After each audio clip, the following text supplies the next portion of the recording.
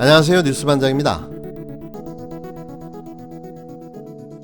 국회법에 따르면 21대 국회 각 상임위원장은 오늘까지 정해져야 합니다. 그런데 여야가 법사위원장을 서로 차지하기 위해 계속해서 신경전을 벌이고 있습니다. 어제 저녁에도 박병석 국회의장이 김태년 더불어민주당 원내대표와 주호영 미래통합당 원내대표를 불러서 원구성 협상을 조속히 마무리하라고 다시 촉구했지만 합의는 이루어지지 않았습니다. 주호영 원내대표는 법사위를 둘로 쪼개서 위원장을 하나씩 맡자고 제안한 것으로 전해졌습니다.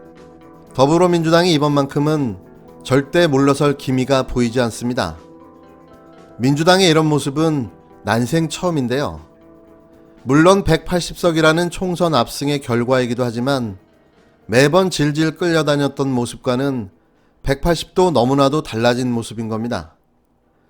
민주당이 여당 단독으로라도 상임위원장 선출을 강행하겠다는 입장인데요.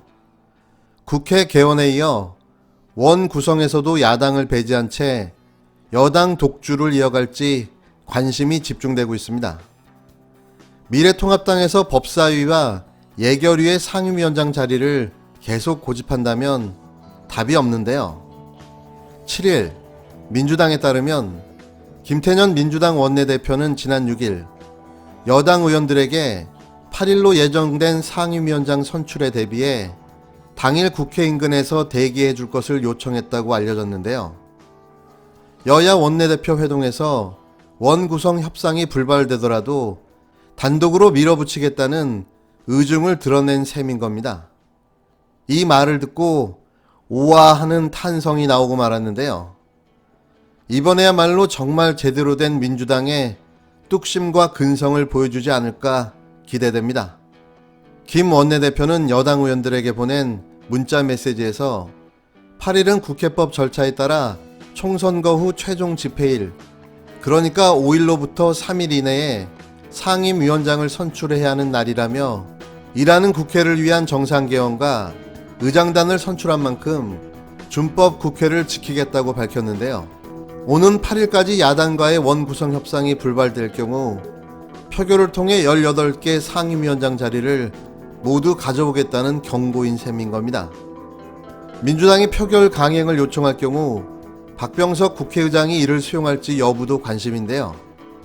민주당이 표결을 통해 상임위원장 자리를 독식하면 박 의장이 국회 운영에서 견제와 균형의 원리를 제대로 이행하지 못했다는 비난을 받을 수 있습니다. 그렇다고 원 구성 시일을 무턱대고 늦추는 것 역시 부담인데요. 이 같은 상황을 의식한 듯 박 의장은 지난 5일 여야의 원내대표 상견례 자리에서 서로 일정 부분을 양보해서라도 원 구성에 합의할 것을 주문했습니다. 8일 이전까지 원 구성 협상 담판을 촉구하면서 빠른 시일 내에 합의하지 못하면 의장이 결단하겠다고 여야를 압박한 건데요. 정치권에서는 박 의장이 표결을 강행하지 않을 것으로 예상하고 있습니다. 하지만 8일까지 여야가 합의에 도달하지 못할 경우 우선 협상 기한을 연장해 여야의 시간을 더 주는 방안이 유력한데요. 다만 여야 협상이 최종 결렬되면 법제사법위원회나 예산결산특별위원회 등 여야가 첨예하게 대립하는 상임위원장 자리에 대해서는 표결을 하고 나머지 상임위는 합의를 통해 배분하는 등의 새로운 길을 찾는 것이란 관측도 나옵니다. 이러라고 4.15 총선에서 현 정부와 여당에게 180석의 의석을 밀어준 겁니다. 이번 21대 국회만큼은 흔들림 없이 하고자 하는 모든 입법 법안을 다 처리하는 일하는 국회가 되기를 바라봅니다. 당연히 그렇게 될 거고요. 이렇게 완벽에 가까운 기회를 놓친다면 민주당은 더 이상 할 말도 없을 겁니다.